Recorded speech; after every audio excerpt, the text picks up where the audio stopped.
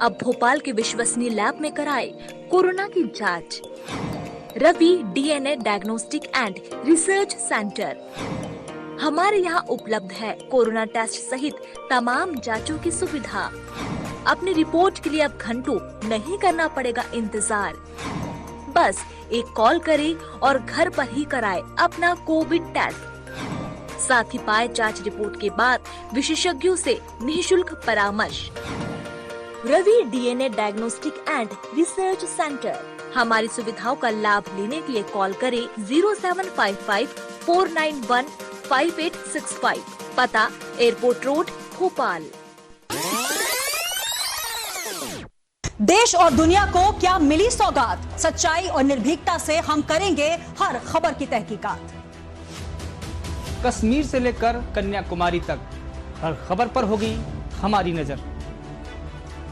ना कोई डर, ना कोई पक्षपात, न्याय की बात जनता के साथ। देश और प्रदेश में क्राइम की हर खबर, समाज के कोने कोने में है हमारी नजर। वीआईपी न्यूज, हम बनेंगे आपकी आवाज।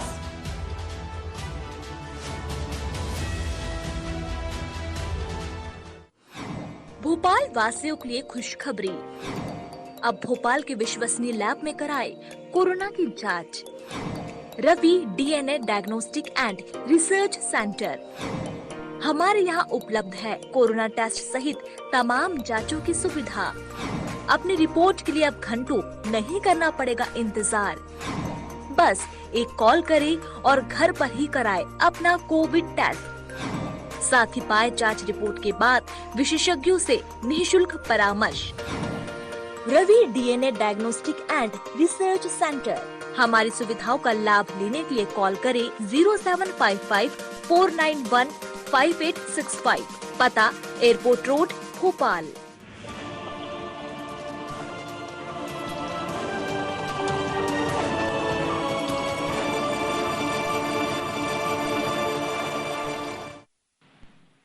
नमस्कार, आप देख रहे हैं वीआईपी न्यूज और मैं हूं राकेश काला।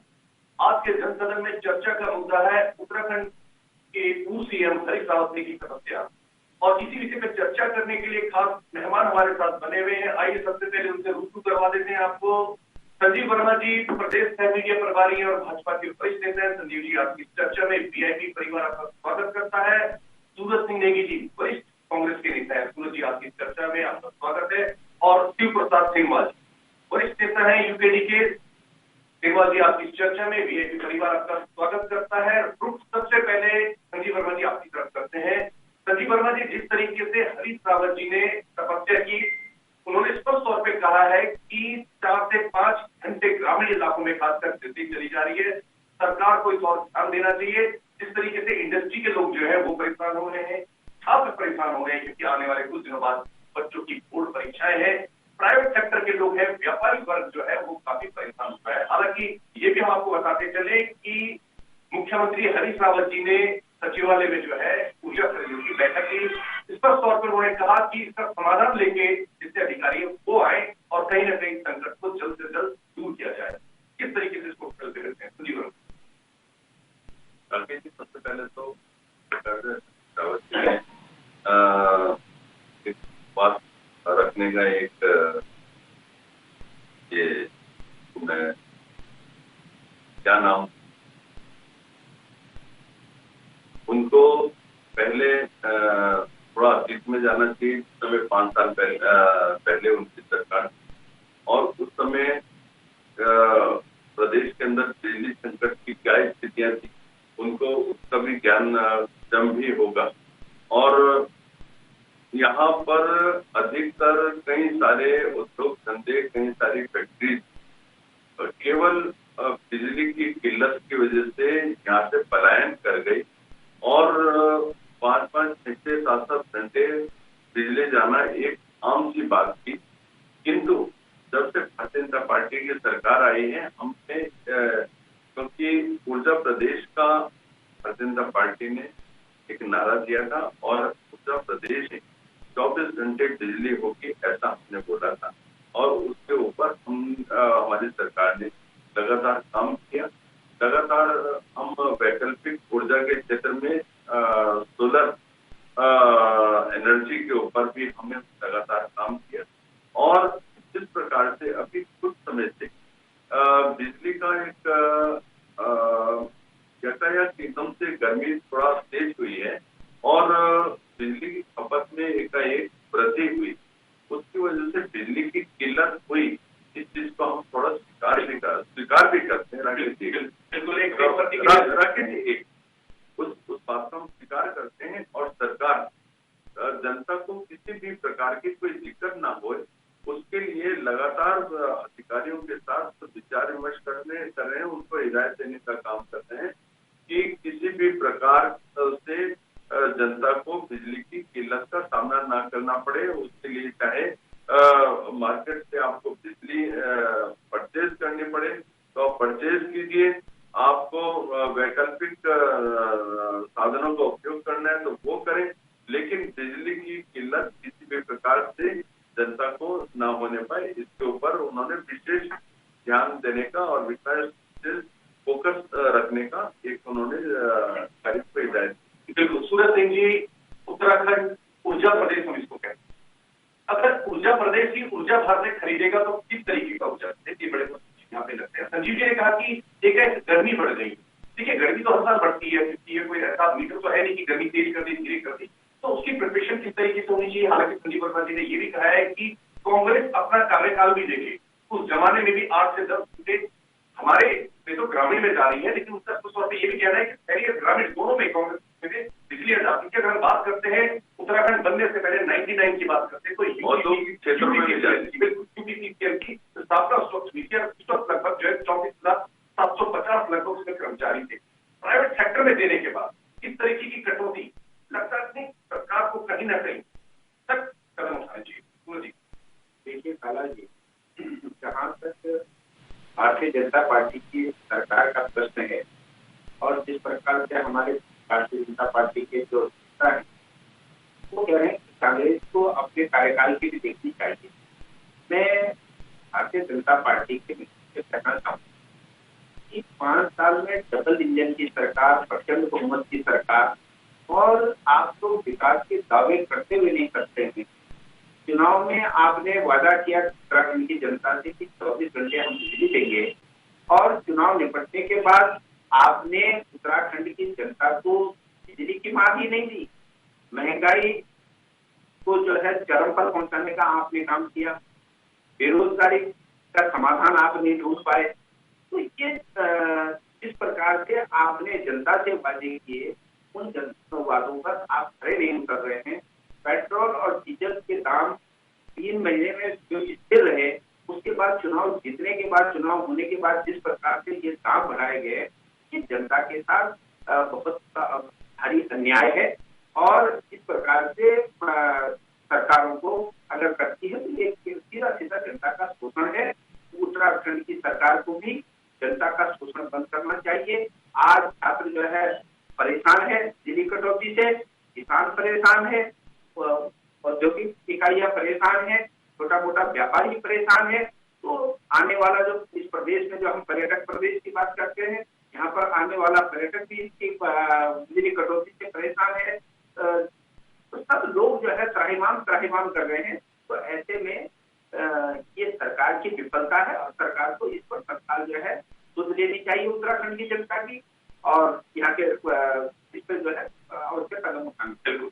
शिव प्रताप सिंहवाल जी, आप अगर कहीं पे पेड़ कटते हुए नजर आते हैं तो आप बिल्कुल उस जगह जाते हैं, उस चीज को रोकने का प्रयास करते हैं। कहीं ना कहीं समाज की लड़ाई लड़ते हुए आप नजर आते हैं। इस नजरिए से आप देखते हैं। देखिए शिव प्रसाद जी, अगर हम बात करते हैं शहरी क्षेत्र, वहाँ कहीं ना कहीं इन्वर्टर की व्यवस्था है, जनरेटर की व्यवस्था है, बड़े बड़े जो इंडस्ट्रीज हैं वो रहते हैं, वो कुछ ना कुछ एक ऑप्शन तैयार करके रखते हैं। लेकिन अगर ग्रामीण इलाके की हम बात करते हैं, किसान की बात कर लेते हैं, जो छोटा किसान है, कि बड़ा किसान जनरेटर लेके चलता है, वो कहीं ना कहीं किसान लेके चलता है। छोटा किसान जो टोटली बिजली के ऊपर निर्भर है, अगर उससे समय, क्योंकि देखिए फसल एक ऐसी चीज है कि समय से पानी नहीं मिला, दिक्कत ये होती है कि ज्यादा धूप पड़ने से जड़ें मुरझा सकती है, फसल मुरझा सकती है, सूख सकती है। तो उसको किस तरीके की दिक्कतों का सामना करना पड़ रहा है। और माना 7 से 8 घंटे बिजली चली जाती है तो उस पर खड़े रहना, जो उसके फसल है उसको पानी ना मिल पाना, और अगर फसल डैमेज हो जाती है तो कहीं ना कहीं वो हर तरीके से इकोनॉमिकली नुकसान में चला जाता है, किस तरीके से मेटल चेंज हो पाएगा? जी देखिए सर, उत्तराखंड में लगभग 2200 मेगावाट बिजली पर डे जो और ये लगा लो 538 मेगावाट हम लोग यहाँ पैदा कर पाते हैं और बाकी 1900 के करीबन हम लोग पाते हैं। 4-5 यूनिट वाली बिजली 12 रुपए प्रति यूनिट होगी, मुझे लगा कि 5,000 करोड़ रुपए की हर महीने बिजली हमें खरीदनी पड़ती है। इसके पीछे दो बड़े कारण, एक तो इसके पीछे एक बड़ा स्कैम है जो अक्सर मीडिया की नजरों में नहीं आ पाता है, जिसको कई लोग सवाल नहीं उठाते। वो है, मैं जैसे आमतौर पर सब्जी वगैरह हम खरीदते हैं या दालें वगैरह जो महंगी हो जाती है, तो ज्यादा महंगी खरीद का हवा करके महंगी दरों पर बिजली देने वाली कंपनियों की भाई कमी है, कोई नहीं मिल रहा है, तो 12 रुपए पर यूनिट पे भी यहाँ पे ये अपने आप एक बड़ा स्कैम है। इसकी एक तो जांच पड़ताल की जानी चाहिए कि बिजली अगर उत्तराखंड में पैदा नहीं हो रही है वो एक अलग बात है, आप खरीद रहे हैं, पर इससे बात होनी चाहिए कि जो बिजली आपूर्ति कराने वाली कंपनियां हैं वहां क्या सचमुच में आपूर्ति का संकट है या फिर 12 रुपए प्रति यूनिट 4-3-4 गुना आप महंगी खरीदना चाहते थे, इसलिए आप केवल संकट दिखा रहे हो और लोगों को परेशान कर दो जान किताब बिजली है नहीं, आपूर्ति नहीं रही, इससे जिस रेट पे मिल रही है एक तो इसकी जांच होनी चाहिए। नंबर 2 बात, क्या आज जो बिजली का संकट है, इस बिजली के संकट के लिए कौन कौन लोग जिम्मेदार है? ये जो भाजपा गवर्नमेंट है यही जिम्मेदार है। हमारे पावर प्रोजेक्ट 56 पावर प्रोजेक्ट जब बन रहे थे तब इसी बीजेपी की गवर्नमेंट की 56 पावर प्रोजेक्ट का घोटाला किया, बिना किसी जांच पड़ताल के, बिना किसी उसके जो है 56 पावर प्रोजेक्ट जो है 7 कंपनियों को एक ठेकेदार को 20 कंपनियां आवंटित कर दी। गलत बोल रहे हैं आप, गलत बोल रहे हैं, गलत बोलेंगे तो नहीं बोलने दूंगा गलत। 14 साल लगवाड़ परियोजना को किसने रोक के रखा? नहीं आप तो मेरे पास इतना टाइम है सर, मैं जर्नलिस्ट। अरे आप जर्नलिस्ट बोलेंगे क्या? जर्नलिस्ट है तो झूठ बोलेंगे क्या? कौन से 56 प्रोजेक्ट उगाए आप बताइए तो। आप बोलेंगे तो बोले तो लोगे आप, एक तो बीच में मत बोलिएगा, देखो नहीं तो जोर से बोलना मुझे भी आता है। 56 पावर प्रोजेक्ट के खिलाफ जब PI लगी थी हाईकोर्ट में, तो जो तत्कालीन मुख्यमंत्री थे भाजपा के, उन्होंने वो 56 पावर प्रोजेक्ट कैंसिल कर दिए थे।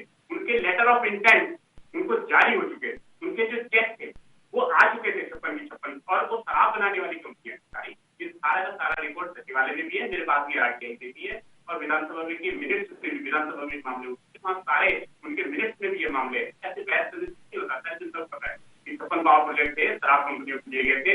जब PI लगी हाईकोर्ट पे तो उसके बाद तत्कालीन मुख्यमंत्री जी ने वापस किया। नाम इसलिए नहीं ले रहा हूँ कि मेरे को व्यक्तिगत टिप्पणी करने का मतलब नहीं है, समस्या पे पॉइंट आउट करना चाहता हूँ। बीच में आप रुकिएगा नहीं, मैं आपको और बातें बता। गंगा माता है, इस पे बांध नहीं बननी चाहिए, गंगा की धारा अविरल रहनी चाहिए। इस भाजपा ने जो बंठा धार किया है उत्तर, इससे बुरा किसी ने नहीं। पहले एक कथा कहती थी विश्व हिंदू परिषद के एक नेता जमे रहे कि आप टीरी डैम नहीं बनने देंगे। ये बेवकूफ है, इतने अंधभक्त है कि उनको इस बात से कोई मतलब नहीं है कि भाई टीरी डैम में जो बिजली बन रही है उसका पूरा का पूरा शेयर हमें मिले, कम से कम हमें खरीदनी तो नहीं पड़ती आज के डेट। अगर टीरी डैम हमारे उत्तराखंड में बन रहा है, उत्तराखंड में पावर जनरेशन हो रहा है, पूरी की पूरी अगर मालिकाना हमारा होता है उस पर ध्यान नहीं दिया, इस पर ध्यान दिया कि साहब ये डैम ही नहीं बनना चाहिए, पहले वो डैम महंगा करवाया उन्होंने बनने नहीं दिया। उसके बाद जो और 5 परियोजनाएं थी, अरे भैया जिस समय डैम बन रहा था उसमें भारतीय जनता पार्टी सरकार थी क्या? कैसी बातें कर रहे हो यार आप? भारतीय जनता पार्टी की सरकार थी क्या उस समय? राकेश जी उस समय भारतीय जनता पार्टी की सरकारें नहीं, आप उस समय कांग्रेस की सरकारें सेंटर में भी, सेंटर में भी कांग्रेस की सरकारें थी, भारतीय जनता पार्टी को कैसे बोल सकते हैं आप? मेरे को बोलने का मौका मिला, मेरे को जो बोलने का मौका देंगे उसमें से 25% मौका इनको दे, मेरे को मत पूछना। पर जब मैं बोल रहा हूँ आप पूरा टाइम दे, मेरे 25% भी आता, ठीक है? मैं एक प्रतिक्रिया लेने तो लौट के आता हूँ सर जी आपके पास, क्योंकि बराबर दे दिया जाएगा। संजीव जी देखिए, आपने कहा कि बिजली, मैं दोबारा उस चीज पे आ रहा हूँ कि एक गर्मी बढ़ रही है, गर्मी तकलीफ तो बड़ी आ रही है, एक बढ़ती है गर्मी, ऐसा तो है नहीं दूसरा कोई पैरामीटर हो या मीटर हो। दूसरा रीजन संजीव जी ये भी हो सकता है शायद कि जो लोग कटीली डाल देते हैं, तार डाल देते हैं, उससे भी बिजली का कई तरीके का नुकसान होता है। अवैध रूप से जनरली ये भी देखा गया है कि आप शाम के टाइम निकले तो कई जगह जो है गलियों में जब छोटे छोटे तार डाले जाते हैं, एक तो मीटर नहीं होता, बिजली का वेस्टेज उसको होता है। दूसरा एक फैक्टर ये भी होता है कि जो स्ट्रीट लाइट होती है ये भी उसको एक तो उसको ऑन करता है, उसको ऑफ ऑन करता है। कई जगह अगर आप जाएंगे कॉलोनियों में मिले, बल्ब कई बार जले हुए मिलते हैं, तो ये भी लगता नहीं कि एक तरीके से इलेक्ट्रिसिटी की वेस्टेज होती है, इसको रोके अगर सरकार तो काफी हद तक बिजली बचाई जा सकती है। संजीव जी। राकेश जी, मैं आपकी बात से पूरी तरह से सहमत हूँ। एक जो अव्यवस्थित है कुछ चीजें वो व्यवस्थित करके भी हम बिजली को बचा सकते हैं। साथ ही जो हम घरों के अंदर जिस प्रकार से इस समय थोड़ा सा किल्लत है, तो सरकार का सहयोग देते हुए हम लोग घरों के अंदर 4 एसी चला रहे हैं तो 4 ना चला के 2 चला लें या पंखों से अपना काम कर लें। कुछ सरकार का सहयोग भी करें। सरकार को केवल कोसने से ही कोई हल नहीं है, सरकार का सहयोग भी करना चाहिए, सरकार का साथ भी देना चाहिए और इसमें अपने प्रदेश की भलाई है। और जिस प्रकार से बाहर का पर्यटक आ रहा है, बाहर का पर्यटक भी एक अच्छी भावना लेके जाए कि यहाँ के लोग कितना सहयोग और एक है, एक अच्छा एक्सपीरियंस कैसे लेके जाएगा? राकेश जी, कोई 6 घंटे बिजली नहीं कट रही, 2 घंटे और 3 घंटे, वो भी कुछ क्षेत्रों में बिजली की कटौती हुई है। और आप अगर जो पुराने अतीत में जाते हैं तो आप देखिए 6-6, 7-7 घंटे बिजली नहीं आती थी, बिजली ना आने पे। और एक मिनट, और जैसा भी आपने कहा बिजली की चोरी इसका अंदर एक बहुत बड़ा कारण है और उसकी रोकथाम के लिए जो अंडरग्राउंड केबलिंग का एक पूरा का पूरा जाल बिछाने का जो सरकार के द्वारा काम, मैं सोचता हूँ 60-70% काम शहरी क्षेत्रों में पूरा कर लिया गया है। एक प्रतिक्रिया ले लेता हूँ सूरज जी से। सूरज जी, देखिए जिस तरीके से जी कह रहे हैं कि कहीं ना कहीं बिजली की चोरी को रोकना चाहिए, लेकिन इसमें ये भी देखा जाए कि जो बिजली की वेस्टेज हो, अगर हम कई कार्यालयों की बात करें कि कर्मचारी कई बार बाहर आ जाते हैं, पंखे चल रहे हैं, वहां पे लाइट जली हुई है क्योंकि फिर उनको अपनी पॉकेट से नहीं देना पड़ता। क्या इसमें ऐसा समाधान भी हो सकता है कि ठीक है ये ऑफिस है, अगर इसमें एक अलग अलग सब मीटर जिसको हम बोलते हैं वो लगा दिया जाए, जिसका बिजली का बिल अगर ज्यादा आ जाता है तो कहीं ना कहीं एक पेनल्टी पे लगाई जाए, या कम जिसका बिजली का बिल आता है तो कहीं ना कहीं उसको रिवार्ड दिया जाए, तो काफी हद तक प्रदेश के अंदर बिजली चोरी या बिजली की जो अननेसेसरी खपत है वो रोकी जा सकती है। देखिए काला जी, सबसे पहले तो हम लोगों को अपने अंदर जो है राष्ट्र प्रेम की भावना को विकसित करना पड़ेगा। हम लोगों को प्रदेश के प्रति और राष्ट्र के प्रति जिम्मेदार नागरिक के रूप में जो है आगे बढ़ना पड़ेगा। जहाँ पर भी दुरुपयोग होता है उसको दुरुपयोग को रोकना बहुत जरूरी है। और अनावश्यक दिन भर बिजली जलती रहे, खंभों पे जो है 8-8, 10-10 बजे तक बिजली जली रहे, उसके लिए एक सिस्टम बनाने की आवश्यकता है कि समय से बिजली जले, समय से बंद हो। और जो चोरी की घटनाएं होती है, बिजली चोरी पे भी अंकुश लगाया जाना चाहिए। और जिस प्रकार से जो हमारे पास लाइन स्टाफ है, फील्ड स्टाफ है, वो आज प्रदेश में जो है बहुत कम रह गया है, जिनके ऊपर जिम्मेदारी होती है नीचे फील्ड में काम करने की। अब अगर आपके पास वही स्टाफ नहीं है तो कौन रोकेगा उसको? अब केबल बिछाने की, अंडरग्राउंड केबलिंग करने की, लाइनिंग अंडरग्राउंड करने की, बहुत लंबा प्रोजेक्ट है और इन प्रोजेक्टों के होते होते तो बहुत देर हो जाएगी। परंतु अगर हमारे पास चोरी रोकने के लिए तंत्र हो तो निश्चित तौर पर उस पर तत्काल जो है अंकुश लगाया जा सकता है। और जहां तक 56 पावर प्रोजेक्टों की बात जो है हमारे आदरणीय सिंघवाल जी ने की है, पिछले 5 सालों में उन प्रोजेक्टों पे कोई काम नहीं हुआ। हमने जो ऊर्जा प्रदेश की बात हम करते हैं, हमारे पास जो है जल विद्युत के जो इतने संसाधन हैं उनका कहीं हम उपयोग नहीं कर पाए, नई योजना हम नहीं बना पाए। मैं जिस प्रकार कह रहा था कि डबल इंजन की सरकार होते हुए प्रदेश को नहीं लग रहा है कि कहीं पर जो है प्रदेश के हित में कुछ हुआ है। और जहां तक टिहरी डैम का प्रश्न है, आज भी हमको जो है उससे अपना हिस्सा नहीं मिल रहा है। केंद्र में, उत्तर प्रदेश में और उत्तराखंड में प्रचंड बहुमत की भारतीय जनता पार्टी की एक ही दल की सरकारें होने के बावजूद हम लोगों को जो है उत्तराखंड के लोगों को उनका वाजिब हक नहीं मिल रहा है। ये बहुत दुर्भाग्यपूर्ण। श्री प्रताप सिंह जी, जरूर काफी करना चाहूंगा। श्री प्रताप सिंह जी, देखिए अगर हम बात करते हैं हाइडल डिपार्टमेंट, जिसको बाद में 99 में यूपीपीसीएल कर दिया गया है, मौजूदा स्थिति करते हैं तो उत्तराखंड पावर कॉर्पोरेशन, इसमें कई बार ये भी देखा गया है कि जो डिपार्टमेंट के लोग होते हैं, उस डिपार्टमेंट में काम करते हैं, उनको बिजली का बिल नहीं देना पड़ता। लगता नहीं कि अगर एक बहुत मिनिमम रेंज में, मिनिमम एक अगर अमाउंट उनसे लिया जाए तो काफी हद तक बिजली तो आदमी की केयर नहीं करता, क्योंकि उनके समय उनको देखा गया कि बिजली चल रही है, कोई परवाह नहीं, बल्ब खुले हैं तो खुले हैं, पंखे खुले हैं खुले। अगर एक मिनिमम बिल चाहे वो आधा चाहे 25% लिया जाए तो काफी हद तक बिजली बच सकती है। हालांकि हरीश रावत जी की बात करें, उप सीएम जो रहे उत्तराखंड के, उन्होंने ये भी कहा है स्पष्ट तौर पे कि जंगलों में आग लग रही है, इसके समाधान के कोई साधन नहीं है, जब भी गर्मी फैल रही है, पानी की कोई ऐसी व्यवस्था नहीं है कि अगर जंगल में आग लगती है तो उसको किस तरीके से बुझाया जाए। और बिजली खासकर मैं दोबारा इस चीज का जिक्र कर दूं कि ग्रामीण इलाकों में ग्रामीण जिस तरीके से परेशान है, सीधे सीधा आरोप सरकार सबसे बड़ा जोर बिजली विभाग बिजली चोरी करने के बिजली विभाग ने उसको मचा है। आम आदमी को किसी का भी जानबूझ कर 2 महीने में एक बार देता है ताकि इसकी यूनिट बढ़ जाए और इसकी बढ़ी हुई यूनिट के हमने ज्यादा वसूल कर सकते। और जो इनके बिजली कर्मचारी हैं उनके लिए फ्री में, जो भी फ्री में। दूसरी ओर यहाँ पर जो तमाम जो सोशल एक्टिविस्ट हैं, अमर सिंह गुप्ता है, RTI क्लब कहते हैं, बाकायदा कोर्ट जाने की जरूरत क्या थी? कोई की बात कही कि बिजली बिजली दे रहे हो। अगर एक भाजपा सरकार को कार्रवाई करनी है, पिछले 5 साल में कई बार लड़ाई लड़ चुकी है, इसके पास वो कार्रवाई नहीं करनी चाहिए अगर बिजली चोरी पर जरा भी संवेदन थी। ये खुद भी भाजपा बिजली चोरी में इन्वॉल्व है। दूसरी बड़ी बात यह है कि अगर नहीं है तो भाजपा को भारतीय को कोर्ट को जाना, तत्काल प्रभाव से हमें बताया जाना चाहिए कि अगर वाकई वो संवेदनशील है। ऐसे तो जो जिसके पास वन विभाग में जिसके पास जिम्मेदारी हिरन बचाने की और 2 हिरन उसको भी मारने की इजाजत कोई जो दूसरे पैसे में है उन्होंने कहा तुम टेलीफोन वाले में पैसे में हो, तुम भी चलो मैं तुम्हें भी कनेक्शन के लिए तुम जितना मर्जी बात करो, ऐसा नहीं होता है। ये सिर्फ और सिर्फ बिजली विभाग में है, बिजली विभाग के कर्मचारियों के लिए। और तो जिनके पास इतने डिपार्टमेंट है सबको फ्री हो जाएगा सब। ऐसे टीचरों के लिए बोल देंगे तुम्हारे लिए तुम्हारे बच्चों की स्कूलिंग फ्री है, यूनिवर्सिटी वालों को बोलेंगे तुम्हारी उनका ये फ्री है, टेक्निकल संस्थान वालों को बोलेंगे तुम्हारे बच्चों की पढ़ाई वढ़ाई सब फ्री है, ऐसा फ्री होता है।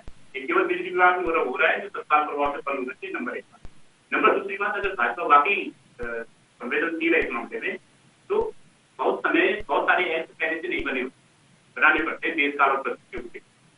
और अभी सिर्फ 1 महीने के आप आंकड़े उठा के देखिए, अखबार उठा के देख लीजिए, नहीं तो गूगल करके देख लीजिए। अकेले मंगलौर में बिजली विभाग की टीम ने जब बिजली चोरी रोकने के लिए और बकाया वसूली के लिए वहां पर शिविर लगाया तो मंगलौर के एक कस्बे में जब 40,000 किसी सोनू नाम के उससे ऋण बकाया था तो उसने जैसी कार्रवाई करनी चाहिए उसके बिजली काटने की, उसके मीटर अपने साथ ले जाने की, उसकी गाड़ी पे हमला हो गया एसडीओ, दौड़ा के भगाया इन्होंने।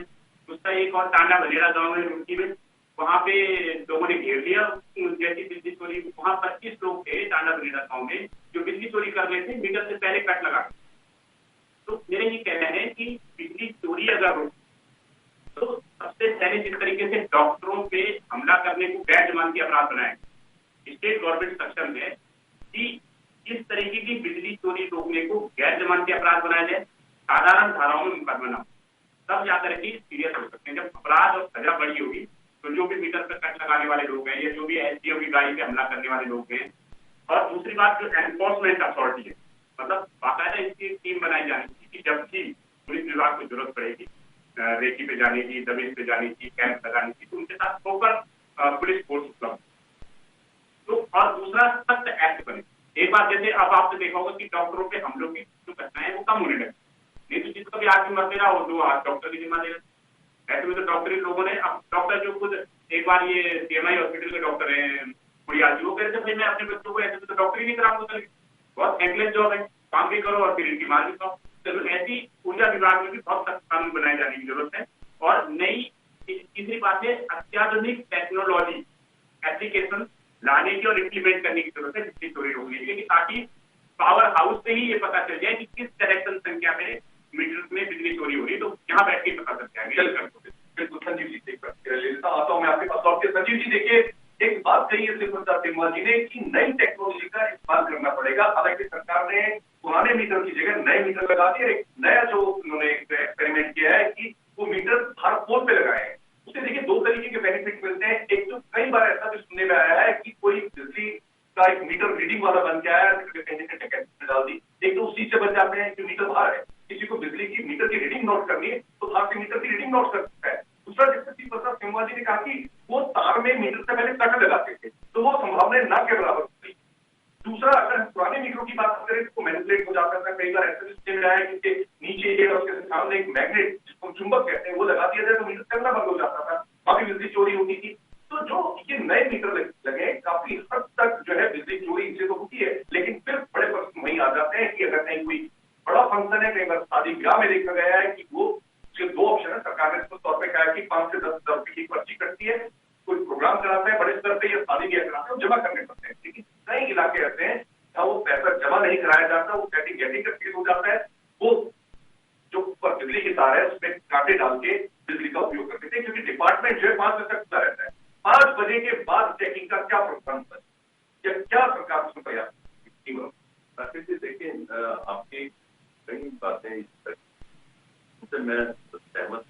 सरकार को बहुत बड़े एक्शन को लेने चाहिए बिजली चोरी को ध्यान में रखते हुए।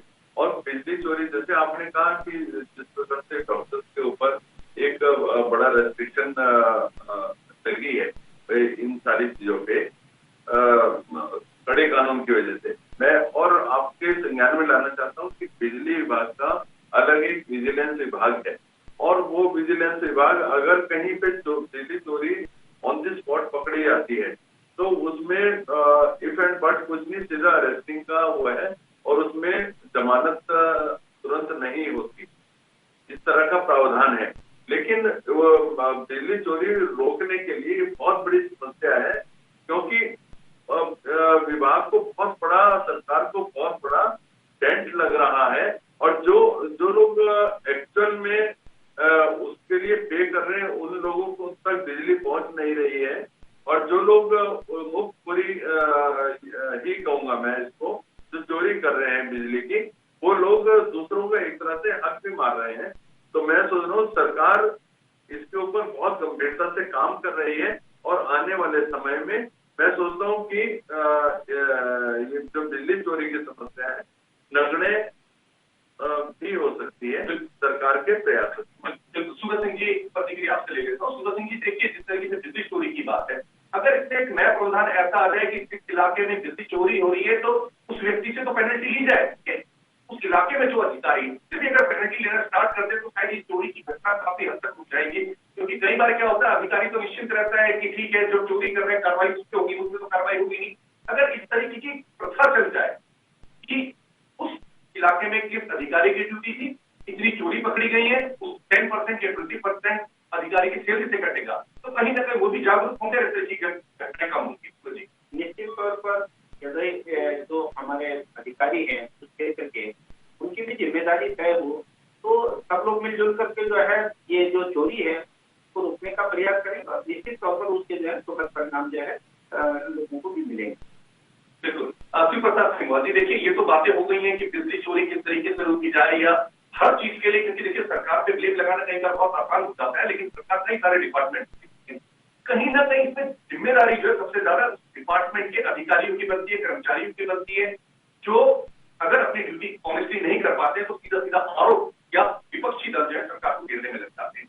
तो ये प्रथा कहीं ना कहीं अगर प्रारंभ की जाए कि बिजली चोरी है उसे रोकने का प्रयास सरकार के अलावा एक आम नागरिक का भी है, जरूरी नहीं कि डिपार्टमेंट का व्यक्ति देखे कि बिजली चोरी हो रही है। अगर आम आदमी को नजर आता है कि कोई कांटा डालकर बिजली चोरी कर रहा है, कोई फंक्शन अगर हो रहा है उन्होंने परमिशन नहीं ली, सरकार तक सूचना पहुंचाए तो काफी हद तक शायद इस चीज को रोका जा सकता है। आज की बात से कह रहा हूँ, बेसिकली ऐसा हो रहा है कि न सरकारी स्तर से कार्रवाई होनी, जैसे हमारे सर कह रहे थे कि तुरंत गिरफ्तारी करनी, सारे गूगल उठा के देखी थी, एक तरीके एमएनए के थे, किसी की गिरफ्तारी नहीं हुई, मुकदमा दर्ज हुआ है सिर्फ और वो भी बिजली चोरी की धाराओं में। आप लगा रहे हो कि सरकारी अधिकारी है, एसडीओ अपने अधिकारी के साथ कैंप लगा है, उसकी गाड़ी पे हमला करके तोड़ करके आप उसका मीटर भी छीन ले रहे हो, ठीक है। ये नहीं हो रहा है कि सरकारी काम में बाधा आए, मुकदमा दर्ज हो रहा है बिजली चोरी में और कोई गिरफ्तारी नहीं, क्यों मुकदमा सारे गूगल उठा के देख लो, आज तक एक भी आदमी की गिरफ्तारी होगी जेल गए पता। दूसरी बड़ी बात यह है कि जैसे आज की यूनिवर्सिटीज में, जैसे अगर आपको आज की इकोनॉमिक्स पढ़ानी हो या बिजनेस पढ़ाना हो, इंडस्ट्रीज पढ़ाना हो, के बारे में पढ़ाना, आज भी सन 76 के बाद की अमेंडमेंट नहीं है किताबों जो यूनिवर्सिटी। उसी तरीके से जो सरकारी कार्य प्रणाली है ये पुरानी है। ये काम क्या करते हैं कि जैसे इन्होंने 3 साल का टारगेट दिया है कि 3 साल में हम 13% लाइन लॉस पाएंगे, लाइन लॉस में कमी करेंगे। आप सोचो कि 3 साल में दुनिया कहाँ की कहाँ चली जाएगी। और इनका 9 लॉस में केवल 13% का टारगेट है कि 13% कमी सकती है। तो उनको कैसे भी आएंगे? आज की डेट में तो आप दूसरे देशों में आप घूमते रहते हो, ऐश करने जाते हो, IIT करने जाते हो, अध्ययन करने के नाम पे आप देख लो ना कि किस तरीके के वहाँ सिस्टम है। वहाँ एक डिवाइस रखती है, पता चल जाता है कि कहाँ पे कितनी हीटिंग हो रही है। कई थर्मोस्टेट डिवाइसेज है, अत्याधुनिक डिवाइसेज है, एक जगह पे आप लगा तो पता चल जाता है कहाँ कितना लाइन लॉस हो रहा है, कहाँ सभी की अपनी सीमा है। संजीव वर्मा जी, सूरज सिंह नेगी जी, शिव प्रसाद सिंह जी, आप तीनों ने इस चर्चा में भाग लिया। तीनों को हम आपको बताते चले कि पूर्व CM कांग्रेस के हरीश रावत जी ने तपस्या की और इस पर 100 रुपए उन्होंने सीधा सरकार के ऊपर आरोप लगाए कि सरकार 5 से 6 घंटे ग्रामीण इलाकों में खासकर कटौती कर रही है, जिससे इंडस्ट्री जो है परेशान है, व्यापारिक वर्ग परेशान है, बच्चों के एग्जाम है, वो कहीं ना कहीं अपने को उपेक्षित महसूस कर रहे हैं। हालांकि हम आपको ये भी बताते चले कि उत्तराखंड के CM अभी जी ने समीक्षा बैठक ली है, इसको 100 पे ये कहा है अधिकारियों की इस तरीके की घटनाएं ना हो और इस पे कहीं ना कहीं अधिकारी समाधान लेके चले और भविष्य में ऐसी घटना नहीं।